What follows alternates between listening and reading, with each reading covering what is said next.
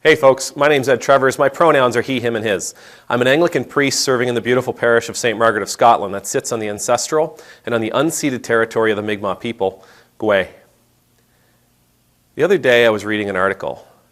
The article was about a trial that's taking place in the U.S. right now, where a judge has to decide whether or not the former president, Donald Trump, can be held liable for damages that were done during the insurrection that occurred on January 6, 2021.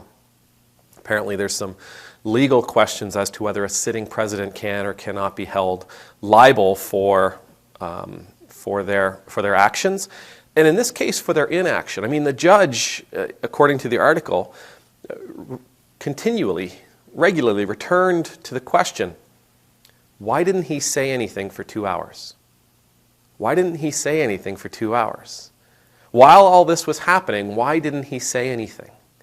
Now, regardless of whether or not you think he was the culprit behind starting it, whether or not you think he inspired it, whether or not you think he spurred it on, whether or not you think it was the Democrats, Antifa, Black Lives Matter, the FBI, the CIA, or the Keebler Elves, the sitting president, while the Capitol building was under attack, didn't say a word for 2 hours.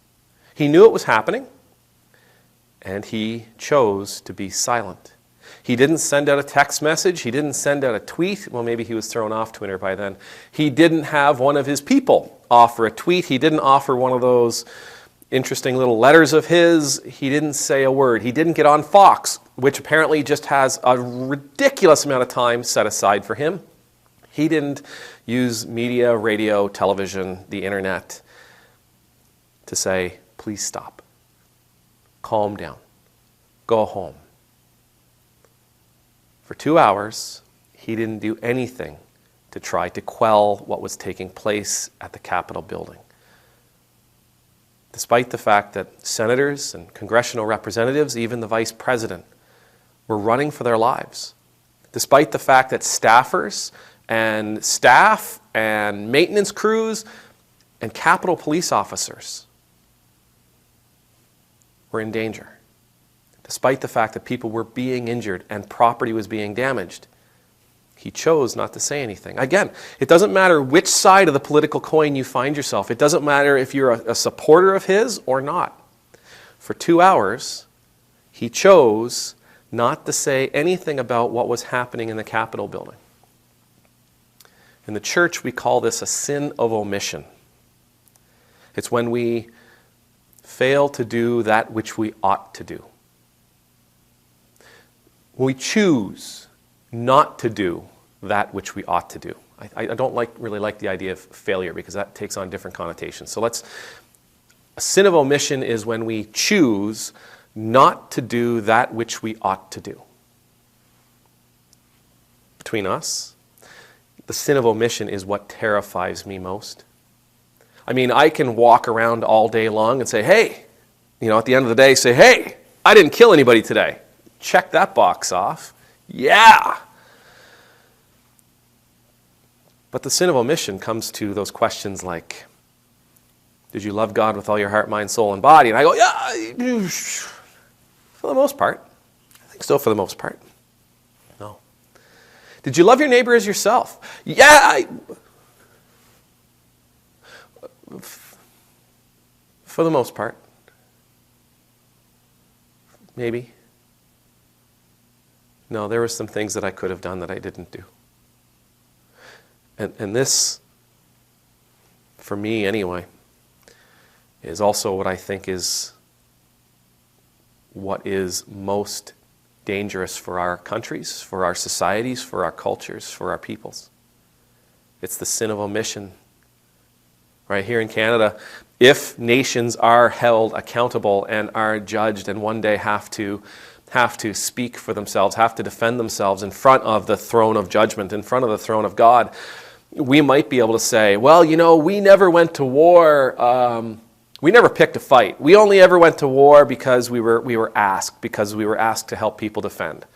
right? So that's the only time we ever went to war. We never really picked, well, except for that time, maybe a bunch of those Nova Scotians got drunk and marched on Washington and burnt the White House down. But beyond that, we never picked a fight. And God may say, well, that's great. That's fantastic. You don't think that you picked a fight, but there are times in your history we could talk about. Sure. But it's going to be those questions that God asks, like, for a nation as rich as yours, why were there still homeless people? Why were there still hungry people? Why did you still have people going without? For a nation as rich as yours, why did you have poverty?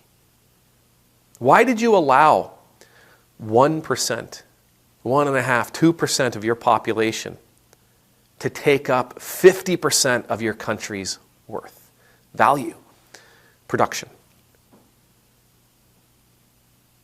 Why did you choose to let that happen? Well, we didn't really choose to let that happen. It just sort of happened like that. And then, but I guess we did know that people were hungry, and we did know that people were homeless.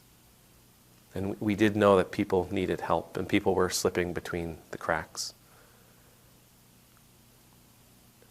And that argument that I hear so often up here of refugees, foreign countries, that we send all of our money to help foreigners instead of helping our own, or we spend all this money on helping refugees that come into the country. I don't really think we want to bring that up with God, because I suspect God's answer might be, and why didn't you do more?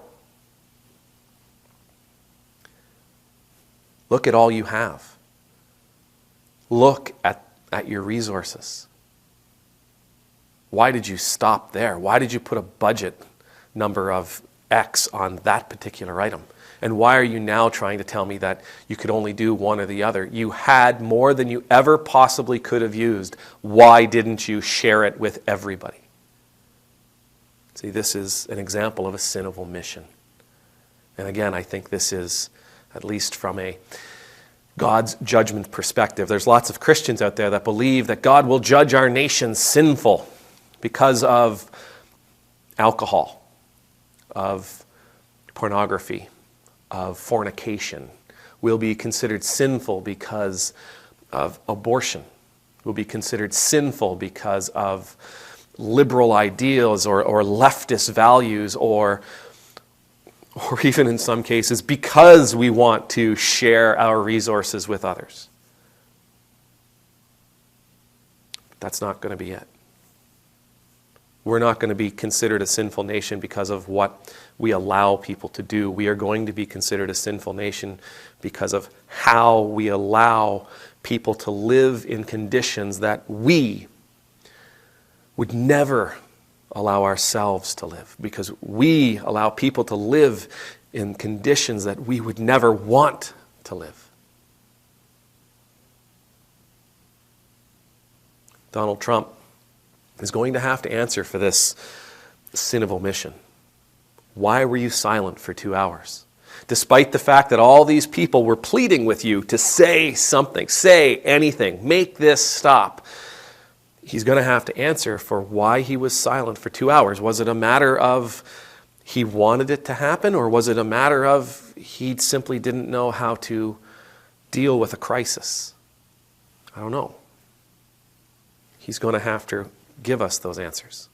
He's going to have to give the world those answers.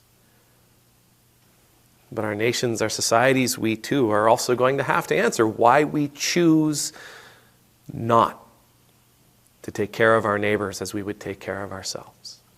Why we choose to allow people to live in abject poverty. Why we choose to allow people to live in oppression. Why we choose to allow injustice to be rampant.